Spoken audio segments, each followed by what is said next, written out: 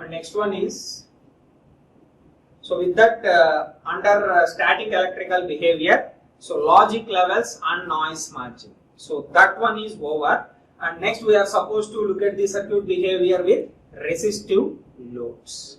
Okay. So as I described previously, if multiple circuits are connected in series, like one CMOS output connected to another CMOS.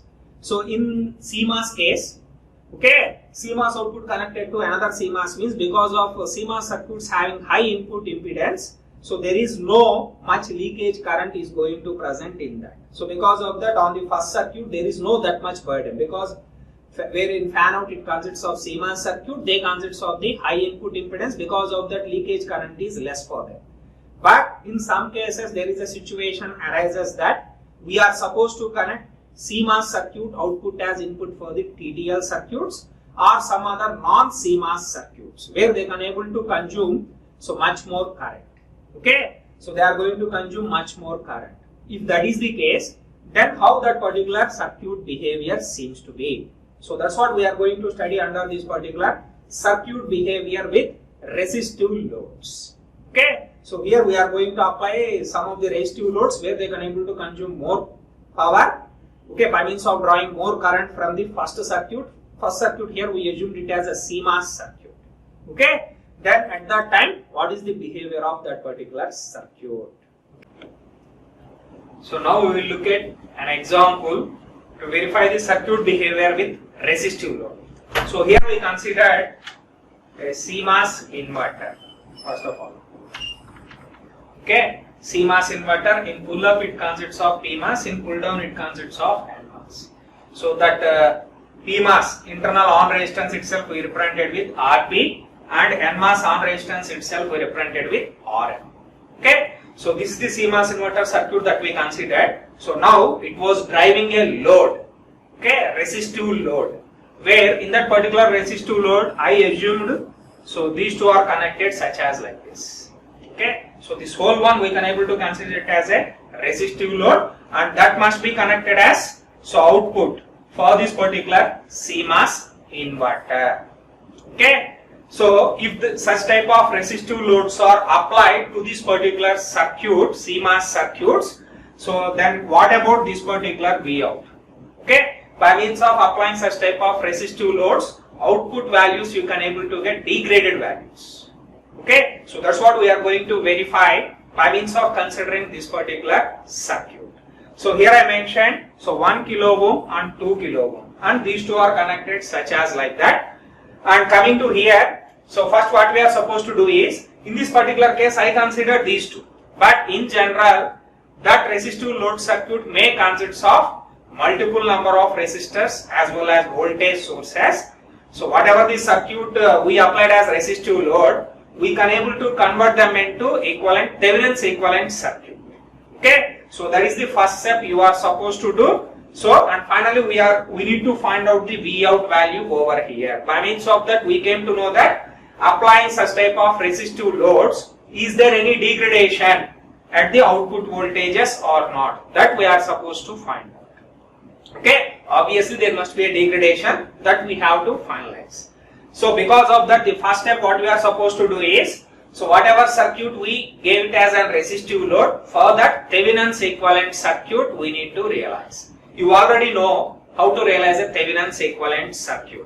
Okay, while coming for that, so V Thevenin's voltage source must be placed in series to that of the R Thevenin's. So that is how we can able to represent that particular one. So here first intention is we are supposed to find out the R Thevenin's and V Thevenin's from this particular resistive load circuit. First let me find out the R Thevenin's.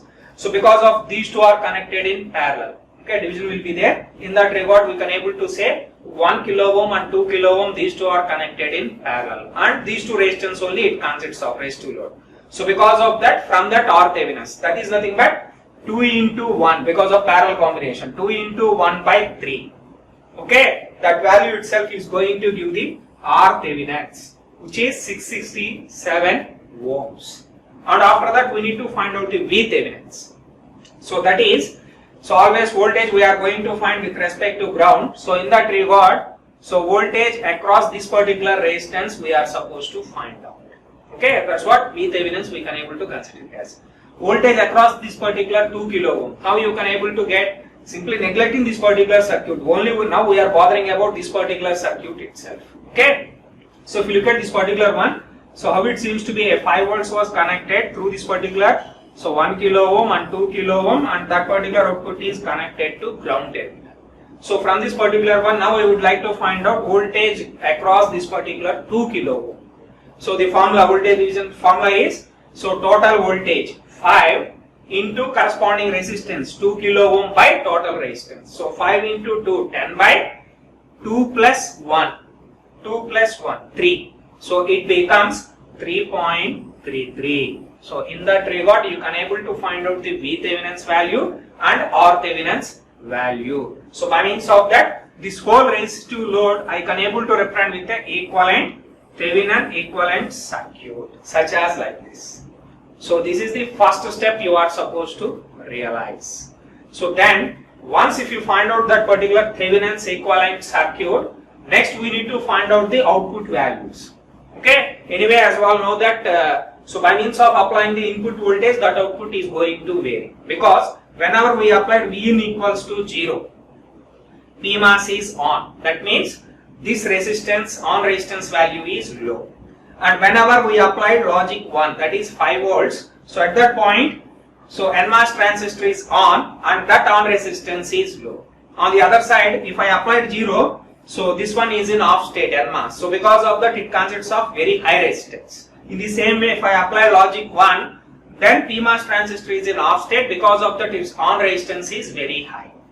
Okay, so because of that, so these two cases we need to verify. Based on that, we are supposed to observe the Vout.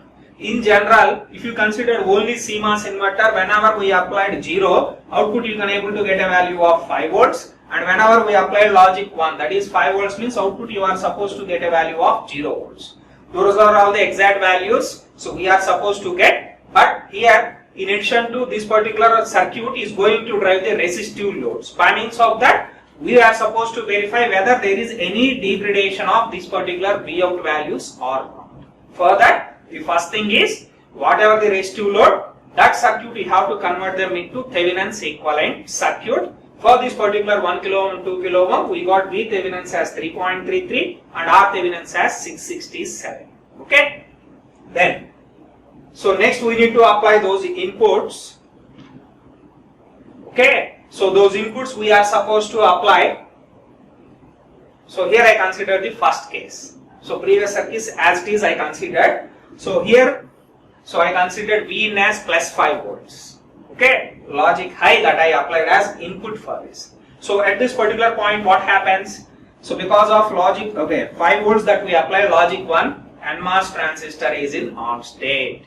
So because of that, that transistor is in on state, obviously that on resistance is very low. Here I assumed that particular value is 100 ohms. So here whatever values we are mentioning, all those are all assumptions only. Actually that value depends on technology. Okay. So while coming for PMOS, because of 5 volts that I applied, obviously PMOS is in off state. Because of that on resistance is very high. In that regard I considered greater than 1 megaohm. Now my intention is to find out the Vout at this particular point of time. So this is the input that I applied. This is the CMOS inverter circuit, and these are all the equivalent resistance, and this driving the resistive load where that I represented with the Thevenin's equivalent circuit. Now we need to find out the Vout over here. Vout across here means Vout across this particular 100 ohms itself. Okay. So once again, using of voltage division rule, you can able to find out so voltage across this particular 100 ohm. Anyway, this one is greater than 1 mega ohm, very high resistance. Because of that, it can able to represent with a open switch. So because of that, there is no connection over here. It only consists of this particular circuit. Okay. So now if you find out Vout across this particular 100 ohm from voltage division rule, so total voltage 3.33. Okay. So into 3.33 into, so voltage across this particular one. Okay. What is the resistance? Okay, which voltage across, we need to find out that resistance, corresponding resistance, which is 100 by total resistance. Total resistance is 100 ohm plus 667. Considering that, finally we got 0.43. So in general, for a CMOS, if we applied 5 volts, so we are going to get a value of logic 0. But because of the presence of resistive load, so now it was deviated from 0 and finally we got 0.43 volts. Even though we got 0.43, next circuit it can able to read it as logic 0 itself, because logic 0, wherever the value in between 0 to 1.5, it can able to read it as logic 0 itself. But so if you look at this particular one, so we are going to get some deviated value. Deviated in the sense, exactly we are supposed to get 0, but here we are going to get 0.43, which is deviated from the original value. So that is what the effect of that particular resistive loads if we applied for the given circuits. So in this we considered only one case, which is plus 5 volts. So second case also we are supposed to verify for this. And finally we got, so based on this particular one, voltage division rule. So voltage across this particular one means, so overall voltage into, so corresponding resistance into, by, so total resistance 100 plus 667, that's what we got, 0.43. Then coming to the next case,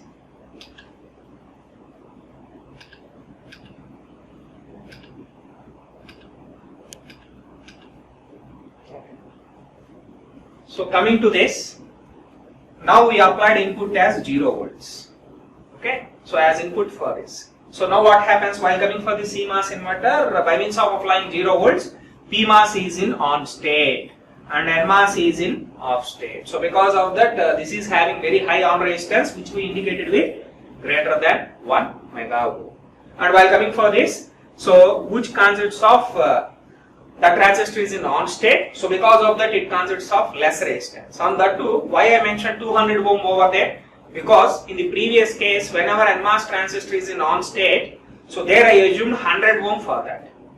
But while coming for this, we know the relation between electrons and holes. Holes mobility is 2.5 times lesser compared to electron mobility. But anyway, in ADC until now, you studied about it's twice. Electron mobility is twice to that of the holes mobility.